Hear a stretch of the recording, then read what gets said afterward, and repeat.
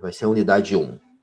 Estará dedicada aos conceitos de base da reprodução de documentos, a tradição documental, os elementos internos e externos destes documentos, a perspectiva histórica e os aspectos jurídicos.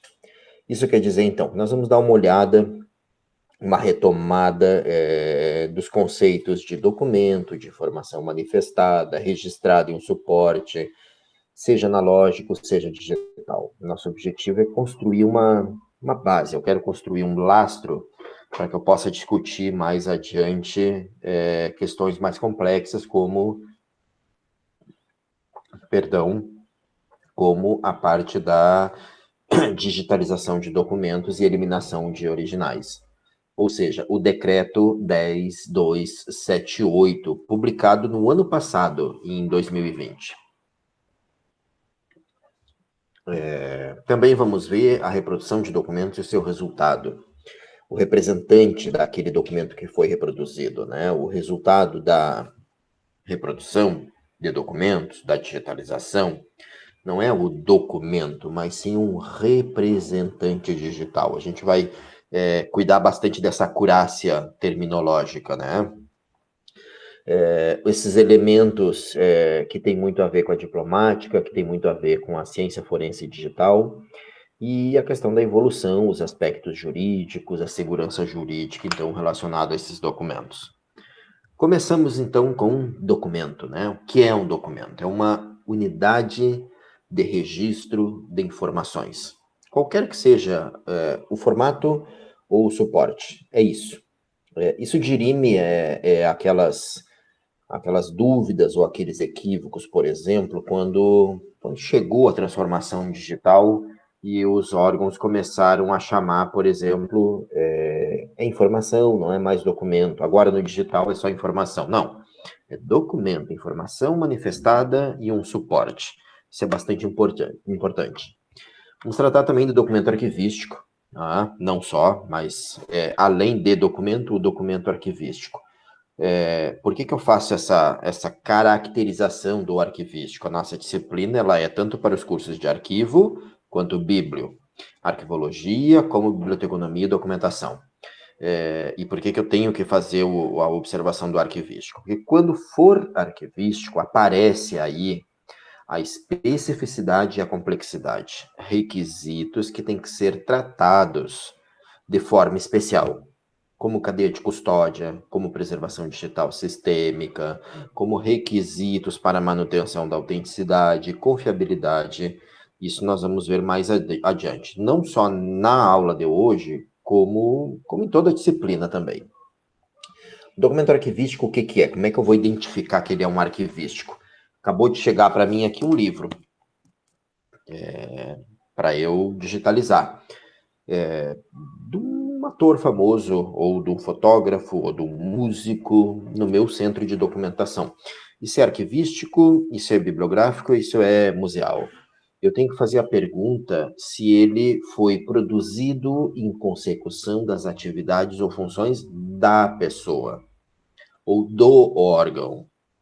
Veja, o documento arquivístico é aquele que foi elaborado ou recebido, né, para acumulação, no curso de uma atividade prática, como instrumento ou resultado desta atividade. E ele é retido para ação ou referência.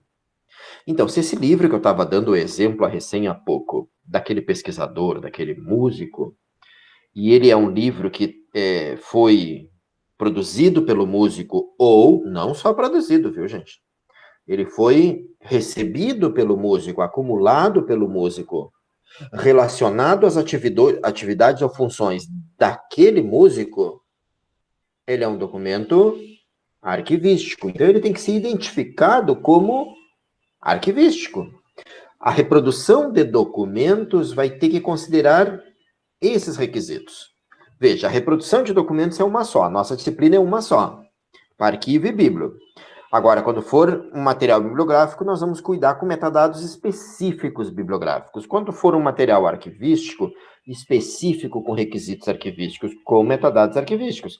Quando for um material museal, uma informação museal, um documento museal, uma peça museal, ele também vai ter que ser tratado com metadados específicos, certo? Então, essa distinção ela é muito importante. Esse documento, até livro, se ele é documento de arquivo, ele tem que ser tratado nesse contexto. Se ele é um livro de referência, um material de pesquisa, ele é um material bibliográfico, vai ser tratado com metadados específicos. Esta questão é importantíssima para a nossa disciplina de reprodução de documentos. Então, seguindo, CTDE, glossário da CTDE, um documento arquivístico digital, é esse documento digital em que ele é reconhecido e tratado como um documento arquivístico. Documento eletrônico, vejam, ele é mais amplo que o arquivístico, perdão, do que o digital. O documento eletrônico, ele é a informação registrada, codificada em forma analógica ou em dígitos binários. Então, veja, pode ser analógico, pode ser em dígitos binários. Não é só digital. O eletrônico é mais amplo, tá? Só que acessível e interpretável por meio de um equipamento eletrônico. Pode ser um analógico, pode ser uma fita VHS que nós vamos reproduzir. Pode ser uma fita cassete. É um documento, é um documento multimeios que nós vamos ter que reproduzi-lo, e aí a gente vai aplicar os procedimentos específicos para esse documento eletrônico analógico. Não é digital uma fita cassete. Mas uma fita DAT, ela é digital. Então ela tem, vejam, quando eu falo só do digital, eu estou falando de requisitos de especificidade e complexidade. Esses requisitos não se aplicam a analógicos. Essa é a questão que a gente vai cuidar muito quando a gente for tratar da representação, da reprodução de documentos. O documento digital, então, é essa informação registrada, codificada em dígitos binários, acessível e interpretável. Veja que aqui eu diferencio, ó, não é mais o equipamento eletrônico, mas sim por sistema computacional. Os documentos digitais requerem sistema computacional. Se for o documento arquivístico digital, e aí eu tenho que ter esse cuidado especial, por caso que ele imputa algo na vida das pessoas, ele é probante, ele tem que ser mantido autêntico, confiável, seguro, rastreável, etc. Então, esse documento digital, ele é reconhecido e tratado como documento arquivístico, codificado em dígitos binários, acessível e interpretável por meio de recurso computacional. E aí, ademais de tudo isso que eu conversei, ele é um documento que foi produzido ou recebido por uma pessoa física ou jurídica na consecução, no decorrer dessas atividades, independentemente de suporte, e ele tem que ser dotado de organicidade. Isso é muito importante. Eu não posso digitalizar um documento arquivístico e botar num HD e colocar numa estante. Porque ele tem que ser dotado de organicidade, ele tem que ser representado no seu multinível, no seu contexto orgânico. Então, vejam as questões específicas que nós vamos ter que tratar. Vejam, um documento digital, ele tem que participar ou apoiar a ação, ele tem que ter forma fixa, a forma de apresentação, um ofício tem que ter uma cara, tem que ter um desenho, não pode ser um ofício, por exemplo, representado numa tabela. Um ofício tem que ter uma forma fixa, tem que ter um desenho fixo. O memorando, o destinatário é acima, o ofício, o destinatário é abaixo, isso é parte desta forma fixa. Tem que ter conteúdo estável. As informações e dados têm que ser imutáveis. Eventuais mudanças têm que ser feitas por meio de produção de uma nova versão. Então, veja, a reprodução de documentos, o objeto da nossa disciplina, tem que garantir forma fixa do material digitalizado. Tem que garantir conteúdo estável do material digitalizado. E tem que controlar a relação orgânica com os demais documentos que participam da mesma ação. Esses documentos são orgânicos, relação de contexto, únicos, por mais que eu reproduza várias e várias vezes, que eu faça várias cópias, eu tenho que definir qual que é o único ou o original, mas se é representante, se é digitalização, não é original. Cópia autoritária. Eu tenho que definir qual é a cópia autoritária. O que é isso, cópia autoritária? É aquela cópia que eu vou destinar toda a minha política e procedimentos técnicos para gestão, preservação e acesso. Não vou ficar preservando multicópias. Eu faço 300 cópias. As outras cópias não são importantes. Inclusive, é um problema sério ter multicópias. Eu posso ter um problema muito sério que eu posso preservar e cuidar da preservação de uma cópia que estava num site que pode ter sido adulterada, ou que não tenho certeza se ela continuou autêntica. Isso é muito importante. Eu tenho que controlar a confiabilidade, a autenticidade e a acessibilidade desse material ao longo do tempo. Isso tudo é parte da nossa reprodução de documentos, da nossa digitalização de documentos. Para produzir, manter e preservar esses documentos confiáveis, autênticos e acessíveis, nós precisamos de políticas e de estratégias para esses documentos. Eu tenho que representá-los em multinível. Essa prática a gente vai fazer, representar esses documentos digitalizados em multinível. Vamos para a digitalização. Veja, a aula de hoje ela é introdutória, ela vai dar um pouco de cada conceito basilar que vai suscitar e subsidiar as discussões que a gente terá em toda a disciplina. A atividade da semana está no Class, no Google Class. O Google Classroom é a nossa sala de aula digital da nossa disciplina. É o nosso AVA, o nosso ambiente virtual de aprendizagem. Tá? Então, tudo vai acontecer lá. O Meet aqui, o vídeo, é só uma tecnologia mais utilizada, que pode ser um fórum, que pode ser um chat, que pode ser um mapa conceitual, etc, etc, etc. Tudo vai estar sempre sendo chamado de lá, do Class. Então, lembrem, tudo estará no Class. Todas as chamadas, os avisos e os controles. Então, agora iniciamos com a digitalização de documentos, que é quase como usada como sinônimo, né, de reprodução, a nossa disciplina, digitalização de documentos.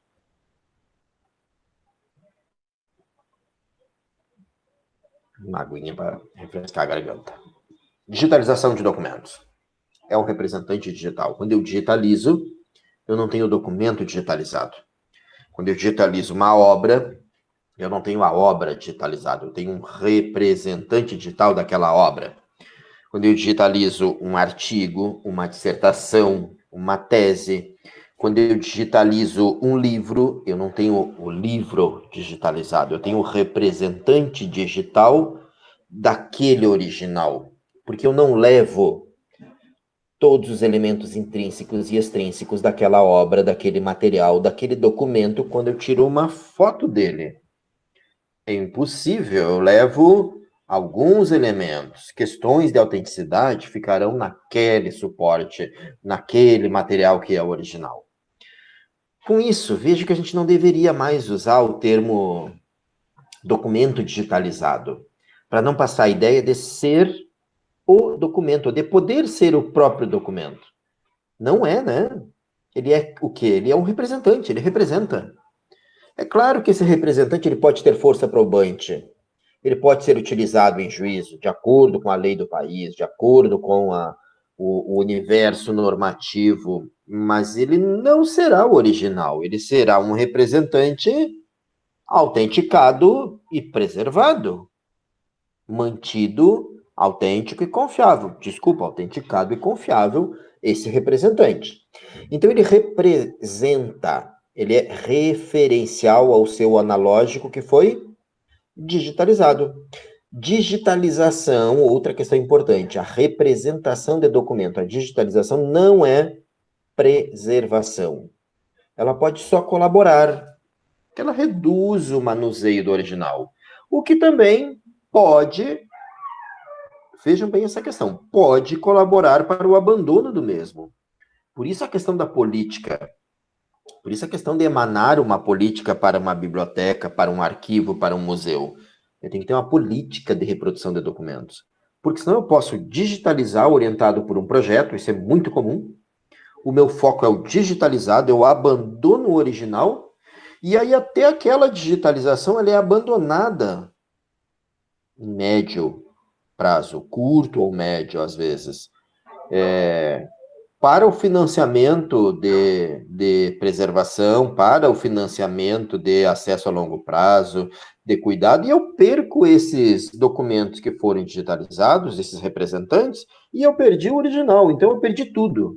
Eu perdi memória, eu perdi o patrimônio documental da nação. As nossas discussões, então, deixam claro que a eliminação de documentos arquivísticos só pode ocorrer como fruto de um processo de avaliação documental, somente, única e exclusivamente. Por isso que nós vamos abordar os instrumentos normativos, a lei, o decreto e a orientação do Arquivo Nacional do CONARC para isso. A digitalização de documentos não deve ser comparada de forma simples à microfilmagem. Nós vamos ver mais adiante a microfilmagem. Ela tem questões profundamente distintas. É um outro procedimento, uma outra sistemática, técnica, metodológica, que não tem nada a ver com a digitalização. O processo de digitalização gera um representante digital. Se for autenticado, então eu vou ter o quê? Um representante digital autenticado. Nunca o original. A digitalização deve ser arquivística, se for para documentos arquivísticos. Se for material arquivístico, complexo, específico, fonte de prova. Então, ela tem que ser especificada, ela tem que ser regrada, ela tem que exigir procedimentos robustos, ela tem que ter empacotamento OAIS, CIP, digitalize e faz pacote CIP. Essa é uma questão que eu venho tratando bastante aqui na disciplina de reprodução. Eu tenho visto aqui na UF que, às vezes, os alunos não chegam tão preparados com a questão dos pacotes, né, do modelo OAIS. Veja, o modelo OAIS não é só arquivístico, não é só de biblioteca, não é só de museu, é de todas as áreas. Eu uso o modelo OAIS em biblioteca, em arquivo, em museu, etc. O modelo de preservação digital sistêmica, utilizando um repositório digital confiável, um repositório institucional numa biblioteca, um repositório arquivístico, um repositório museal em museus, para que haja garantia da cadeia de custódia e a cadeia de preservação. Esse documento a gente vai ver adiante, gente. Tá? Acho que lá pela... Estou chutando aqui, dá para olhar no plano lá depois, mas é quinta, sexta aula. Vamos ver como é que vai o andar da carruagem. São as recomendações do CONARC para documentos arquivísticos permanentes, os documentos históricos, né? Resolução 31 do CONARC. Então, vocês vejam que tem uma orientação específica. Quando nós falamos de documentos correntes intermediários, é o decreto 10278, tá? Foi publicado no ano passado, que não autoriza a eliminação, porque é só documento corrente, que autoriza a eliminação, mas somente de documentos correntes intermediários. O permanente não pode ser eliminado. Documentos permanentes, como a própria palavra acabou de dizer, são para sempre, são permanentes. A Lei Federal 8.159 deixa claro, no seu artigo 10º, os documentos históricos são imprescritíveis, não prescrevem jamais, e são inalienáveis, eles não podem ser alienados, sob hipótese alguma. A adulteração, a eliminação do documento histórico, mesma lei, 8.159, artigo 25, configura como crime adulterar um documento histórico e eliminar um documento histórico. Então, não pode digitalizar e eliminar documento permanente. Por isso que ela tem uma instrução própria, específica. Nós vamos dar uma olhada também. Uma digitalização, quando for arquivística, vai usar um RDC arquivístico.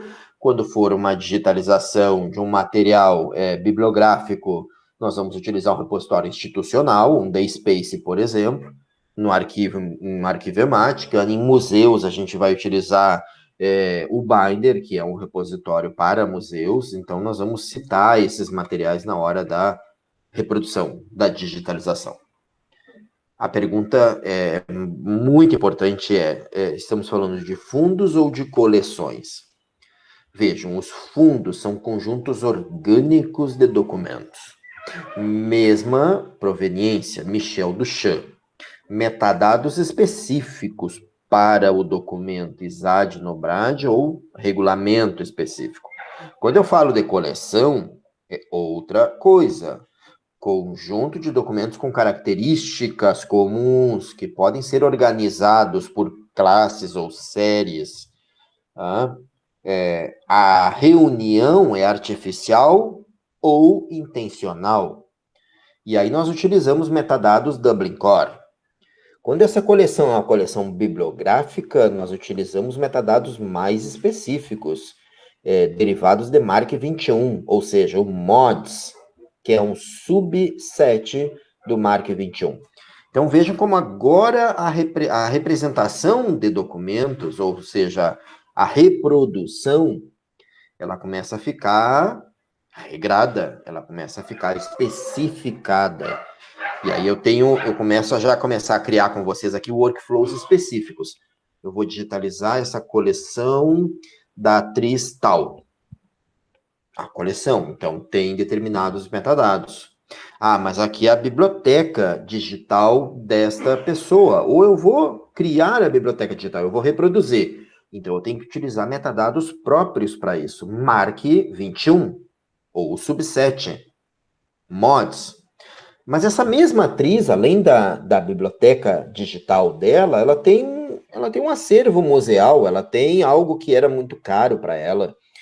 Ela tem uma máquina de costura da avó dela, ela tem outros objetos, ela tem aquela caixinha de memória. Então, nós vamos digitalizar, representar esse material com metadados específicos. Mas ela também tem documentos arquivísticos. Então, nós vamos trabalhar com metadados específicos arquivísticos. E tudo isso tem que conversar numa mesma plataforma, em um modelo conceitual que permita interoperabilidade em linked data. Nós vamos tentar fazer essa prática. Tá? Mesmo à distância, mesmo sem ter um laboratório, mesmo sem ter a UFASA para nos ajudar lá no campus do Graguatai, onde eu dava essa aula. E aí nós tínhamos os computadores da sala 4404, lá da UFASA. Nós vamos tentar fazer alguma coisa online. Utilizar uma plataforma online que a gente possa ter objetos digitalizados e representá-los e descrevê-los e vinculá-los, linked data, numa plataforma. Arquivísticos, bibliográficos, museais e etc. Fazer com que todos eles conversem destas pessoas, destes acervos. A parte da captura é muito importante, nós vamos ver bastante detalhadamente os procedimentos, a metodologia, o que são aqueles pacotes do modelo AIS, quem é o modelo AIS, tá? O Google Class tem uma atividade para vocês, vai ter uma pergunta nesse sentido. Terminamos esse vídeo aqui, terminamos essa atividade e pulamos lá pro Class. Tem uma atividade da semana lá e vocês vão ter um prazo para atender essa minha atividade, essa primeira atividade semanal. Tá? Também nós temos que cuidar o acesso, né? A difusão, a transparência ativa e a curadoria digital. Lembre, acesso é diferente de difusão. Acesso requer demanda, um pedido, um querer, né? Eu estou procurando determinada informação, documento, etc. Difusão não depende dessa demanda. Eu estou difundindo, eu estou compartilhando, mesmo que ninguém esteja me pedindo. Isso é transparência ativa. E além da transparência ativa, nós temos a curadoria digital. Eu vou curar esse material, esteja para acesso, esteja para transparência ativa, para a difusão. E aí eu vou lá manipular no sentido benéfico, né? Eu vou editar, eu vou enriquecer, eu vou elaborar instrumentos, eu vou cruzar mais, eu vou fazer história oral, eu vou fazer entrevistas, eu vou colocar outros materiais complementares. Então, eu vou curar esse material, com os mais diversos motivos. Fazer uma exposição, melhorar, fazer instrumentos, etc. De acordo com o Sayão, a curadoria digital são os conhecimentos e essas práticas acumuladas de preservação e acesso a recursos digitais, que resultaram nesse conjunto de estratégias e abordagens tecnológicas e atividades que agora são chamadas de curadoria digital. Tá? Essa curadoria digital ela foi bastante adjetivada já.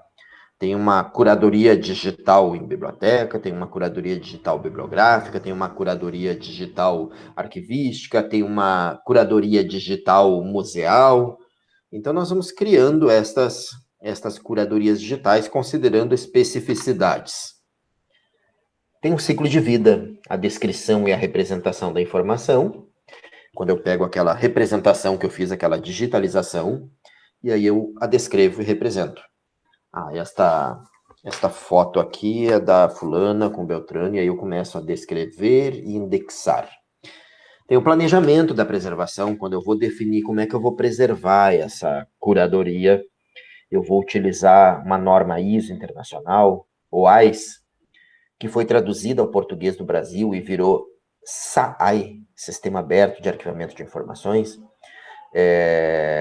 Eu vou fazer em cadeia de custódia. Qual é o repositório digital que eu vou utilizar? Esse material bibliográfico, eu vou utilizar um repositório institucional, como o DSpace? Não, ele é arquivístico, eu vou utilizar um RDC Arq, então. Não um RDC arquivístico, como o Arquivemática. Não, ele é um material museal, então eu vou utilizar um RDC para museus, um binder, por exemplo, um software livres. Todos são softwares livres. Tem a participação e o monitoramento, e tem a curadoria e a preservação depois de todo esse material. E como eu vinha dizendo, então essa curadoria, ela pode ser arquivística, ela pode ser museal, bibliográfica, nós vamos dando os temperos, conforme a especificidade e o objetivo do material. Então aí as normas que nós vamos trabalhar mais adiante, principalmente quando a gente chegar na plataforma, a ISAD-G, a norma internacional de descrição arquivística, como ele define os metadados, a questão do multinível, então quer dizer que aquele documento tem um contexto, como está aí representado, em fundos, seção, série, subsérie, dossiê e o item documental. Então o item é o que eu acabei de digitalizar, aquela tese doutoral, aquelas dissertações de mestrado, mas elas têm que estar debaixo ou do dossiê ou de uma série, uma subsérie. Uma série que esteja envolvida naquela produção daquele documento. E não fundo, porque ele é arquivístico. Não, mas ele é um material bibliográfico, então ele vai ter um acervo bibliográfico que ele vai estar vinculado. Não, mas ele é uma coleção artificial, que foi coletada em consecução daquela determinada atividade. Então, eu vou desenvolver aquela coleção e vou utilizar metadados específicos. O Brasil traduziu a ISAD-G e deu uma aprimorada e chamou de Nobrad. Vamos falar só de metadados agora. Está aí a ISAD-G Nobrad, esse campo que a gente vai usar muito. Fontes relacionadas. A existência e localização dos originais. Porque quando a gente faz a reprodução de documentos, nossa disciplina, nós passamos a ter o quê? Representantes digitais. Então eu tenho que dizer onde é que está o meu original. Quase como um depósito físico, mas não é o depósito físico, é a existência e localização do original, porque esse aqui é outro registro, esse aqui é o representante digital, não é o documento e o seu depósito físico. E as unidades de descrição relacionadas, quando eu começo a desenvolver um relacionamento, um linked data numa plataforma através do metadado 5.3, e que daí eu ligo a carta desta atriz, que ela escreveu para a mãe dela, que tinha uma máquina de costura, que é um objeto de memória seu, e que eu preciso criar uma ligação desta carta com esse objeto museal. Mas que ela tinha um livro também que ela elaborou contando esta história, e esse é um material que pode ser arquivístico, mas que também pode ser bibliográfico, tá? E aí eu tenho que relacionar todos estes acervos através de um modelo contextual, de uma relação de linked data. Aí estão os 15 metadados do Dublin Core, nós vamos utilizar Dublin Core. Título, criador, assunto, descrição, editor, colaborador, data, tipo de recurso, formato, identificador do recurso, qual a fonte, qual o idioma, qual a relação, qual a abrangência, quais os direitos. Nós também vamos trabalhar para a reprodução de documentos. Para materiais bibliográficos, nós vamos utilizar o MODES da Biblioteca do Congresso Americano, da LOC, da Library of Congress.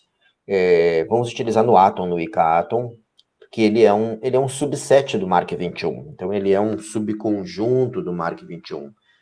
O MODES é o Metadata Object Description Schema. Nós vamos estudá-lo também. Escrevam para mim lá na plataforma se vocês já conheciam, já trabalharam com MODES e já trabalharam com o MARC 21. Ele tem o Lite e o Full MODES. E ele tem o MADES para as autoridades, para o registro das autoridades também. Aí está uma forma de preparar um pacote. É claro que essa preparação aí ela é feita por software, né? Mas é só para a gente entender como é que isso é feito, como é que ele liga o objeto digital, a digitalização, ao metadado. Ele liga desta forma, fazendo uma tabela onde ele diz o nome desse objeto e os metadados do lado. Tá? O autor, o produtor, a data, a descrição, as notas, cada um é uma coluna. É assim que funciona esta ligação dos metadados aos objetos digitais no empacotamento, na hora de fazer um pacote de preservação digital de representação. Aí estão essas planilhas, a gente vai dar uma olhada onde que se encontra. Se a gente for exigir um sistema, a gente vai poder dizer para a instituição, eu quero um sistema com requisitos tais. Se for fazer essa planilha, eu vou dizer para o meu setor de TI, o meu setor de desenvolvimento da empresa, do órgão, do centro de memória, da biblioteca, olha, você tem que seguir este padrão aqui para elaborar. Nós podemos ter autenticação, sabendo que a autenticação é diferente de autenticidade. Autenticidade é a qualidade do documento que foi mantido autêntico ao longo do tempo, mesmo aquele que era garantindo identidade, integridade. A autenticação, eu posso pegar esse documento que não é verdadeiro, é falso, é apócrifo, e eu posso autenticá-lo. Eu transformei ele em um documento autêntico? Não. Ele vai ser um documento falso ainda, ele vai continuar sendo um documento apócrifo, não autêntico, não confiável, mas autenticado. Vejam a diferença de autenticação, de autenticidade e de autenticação. É muito diferente. Um documento autenticado não quer dizer um documento autêntico. Da mesma forma para a digitalização. Ter uma digitalização que for autenticada não quer dizer que aquele documento é autêntico, quer dizer que aquele documento foi autenticado, aquele representante digital foi autenticado. Como dirimir? Através da diplomática, da ciência que estuda e verifica a autenticidade do documento, uma ciência autônoma, não é arquivologia, não está debaixo da arquivologia, a diplomática é uma ciência autônoma, nasceu muito ligada ao direito, permite fazer um exame pericial. Então, a diplomática, ela subsidia a arquivologia, o direito, a biblioteconomia, a museologia, a comunicação, toda e qualquer ciência que precisar verificar a autenticidade, estudar a autenticidade de um documento, da informação fixada em um suporte. Nós estamos aqui na nossa disciplina fazendo reprodução de documentos, estudando a reprodução, então a diplomática se ocupa e responde sobre esses elementos intrínsecos e extrínsecos. Ela cuida e ela tem os elementos para fixidez, para acurácia, para forma fixa, para o conteúdo estável, para a variabilidade limitada, para a forma documental diplomática armazenada e a forma documental diplomática manifestada, para a espécie e atividade desses documentos arquivísticos digitais. Vejam, ademais da diplomática, também existe a ciência forense digital, a CFD, em relação interdisciplinar. Então, falar de preservação, nós estamos chegando ao final da nossa aula, estamos bem de tempo, tá tranquilo. Lembrando que esse vídeo fica gravado aqui, fica disponível, vocês vão poder voltar, retroceder, avançar no tempo de vocês, sabe? voltar para retomar esse conteúdo, lembrando que esses conteúdos serão aprofundados posteriormente na disciplina. O que nós estamos fazendo é dar o panorama, revisitando os conteúdos, tudo que a gente vai trabalhar. A preservação, então. Lembrando, aí tem um texto de preservação do Harry Gladney, que ele dizia que antes da uma abordagem sistêmica, a nossa preservação era de 5 anos, a preservação de documentos digitais, então de representante da digitalização. Agora, nós temos uma preservação que é uma preservação orientada à norma, padrão, modelo, requisito. É uma preservação que ela segue uma sistemática. Então, é uma preservação digital sistêmica. E como ela foi baseada em norma, ou seja, num modelo internacional, que é o WISE, e que nós vamos estudar logo adiante, que preconiza 3 pacotes, que preconiza uma andada da cadeia de custódia, nós passamos a ter uma preservação segura e permanente, com garantia de não invasão, desde que seguindo todos os princípios da preservação. Isso é que eu queria apresentar para vocês ainda, o ciclo de vida completo dos ambientes e plataformas. À esquerda eu tenho a gestão, à direita eu tenho um ambiente de preservação. O WISE vai explicar melhor isso. O WISE não é objeto da nossa aula de hoje, a gente vai ter uma aula específica sobre isso, sobre o modelo WISE, onde ele tem a gestão, o producer, a preservação, o administration e o acesso, o consumer, né? E aí a gente vai ver que a digitalização, ela passa a ter um fluxograma. À esquerda eu digitalizo e eu empacoto documentos. Qual pacote mesmo? De submissão, que é o CIP, segundo o modelo WISE.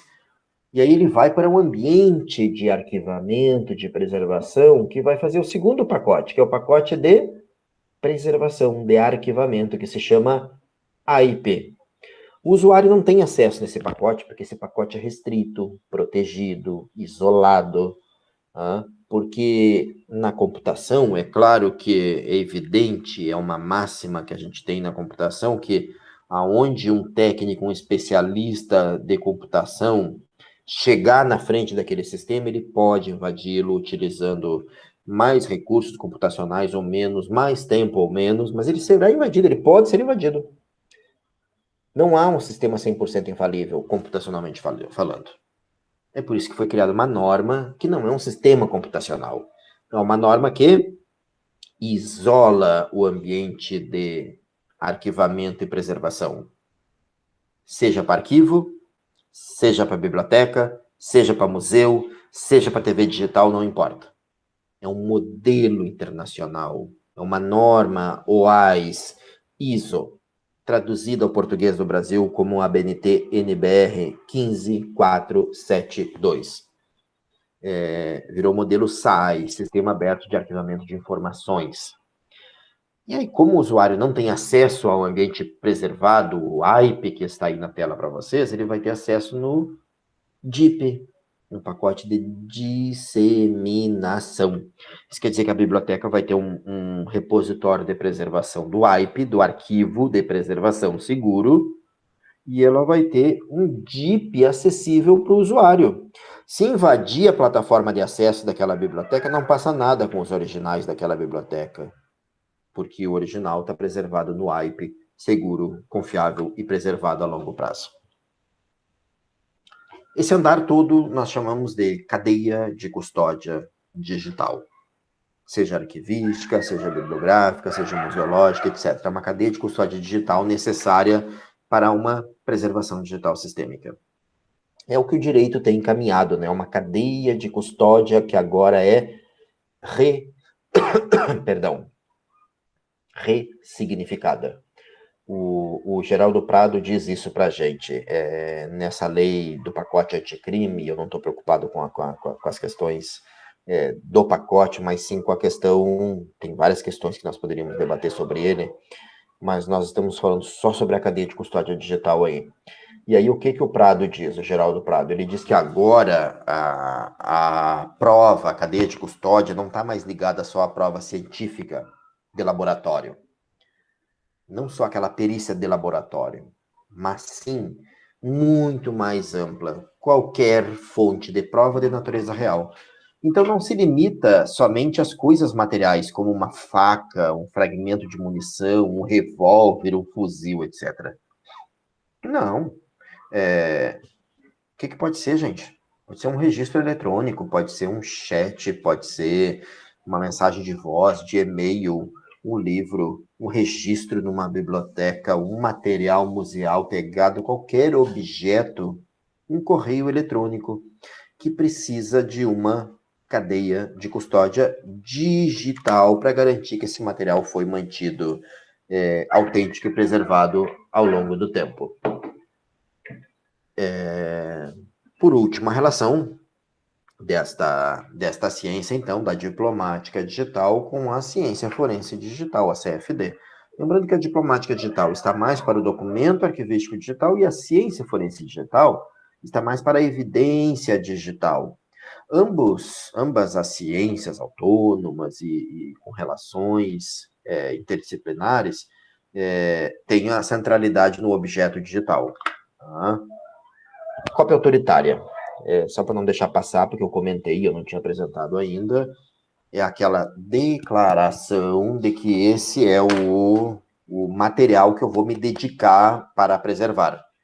Então, eu posso digitalizar 30 obras, 30 livros, e aí, desses 30, eu fazer 1000 cópias. Mas tem uma que vai ser a cópia autoritária, que é que eu vou me dedicar a preservar, a fazer cadeia de custódia digital, a manter dentro do IP, no pacote de arquivamento de preservação.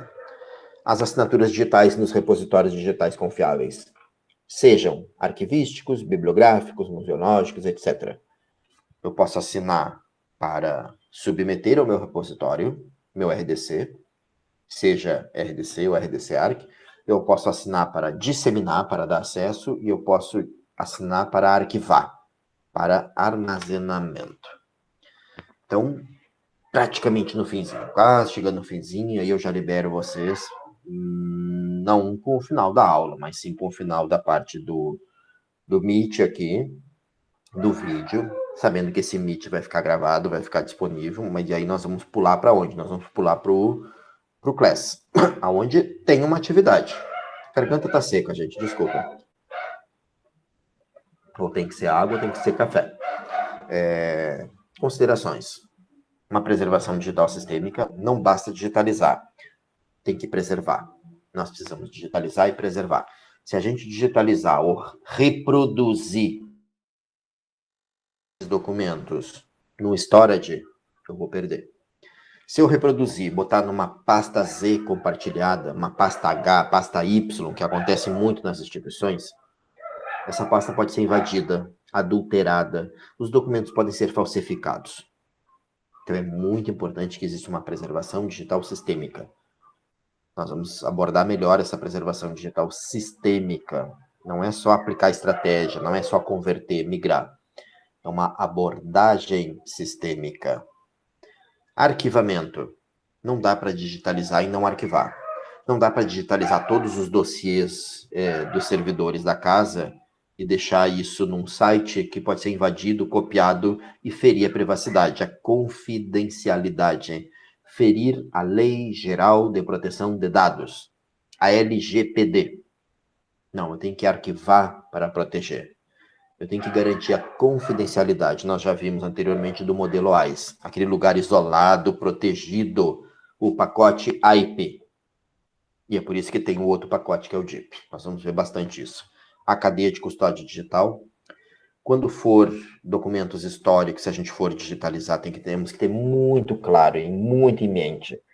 Não são passíveis de eliminação jamais. São documentos imprescritíveis, inalienáveis. A sua eliminação é crime, a sua avaliação é crime, a sua adulteração é crime. Nós temos que oferecer custódia digital para arquivos, para bibliotecas, para museus e etc. Em cadeia de custódia, em uma preservação digital sistêmica. Nós temos que diferenciar autenticidade de autenticação. Uma é a qualidade, que é o que a gente está buscando. Uma é só uma declaração. Eu declaro aquele documento como autenticado, mas eu posso declarar algo que é falso. Diplomática e ciência forense digital. Ciências autônomas, independentes, que nos ajudam com o estudo forense da autenticidade. E as plataformas de transparência ativa, as plataformas que darão acesso. Eu finalizo aqui a parte da apresentação. Essa apresentação vai ficar disponível para vocês lá na plataforma, lá no Class. Eu tenho que retomar que o que a gente viu aqui foi uma introdução, foi uma apresentação. Nós discutimos, nós retomamos alguns conceitos, é claro, que vocês já conheciam, já viram nos nossos 2 cursos aqui, tanto de arquivologia quanto de biblioteconomia e documentação. Então, nós demos uma retomada. Por quê? Porque durante a disciplina nós vamos melhorar essa abordagem do que é a reprodução de documentos, do que é reproduzir um documento. Não basta só reproduzir, tem que preservar, tem que fazer acesso, tem que fazer curadoria digital, tem que ter plataforma. E o momento é muito profícuo para esse diálogo, né, gente? Cada vez mais as instituições estão precisando de digitalização. Cada vez mais nós estamos sendo demandados, tá? Para digitalizarmos, para preservarmos e para dar acesso, garantindo segurança jurídica dos cidadãos, da gestão, dos governantes, dos políticos, da instituição. Não adianta digitalizar e não ter certeza que esse material será preservado, seguro ao longo do tempo. Nós vamos ter um momento, uma disciplina, que nós vamos abordar o decreto 10278, e nós vamos fazer uma crítica muito contundente ao decreto. Ele permite uma margem segura que a gente quer evitar. Isso vai ser objeto de uma discussão em aula futura. Então, assim, diretamente ao Class. Saiam daqui do Meet, desse vídeo, e vão ao Class para cumprir a atividade semanal. Eu agradeço a presença de todos, eu agradeço por terem ficado até aqui, por terem assistido. Bom descanso para quem já vai desenvolver a atividade logo em seguida. E assim que cumprirem a atividade, nos encontramos na semana que vem. Obrigado a todos e até mais.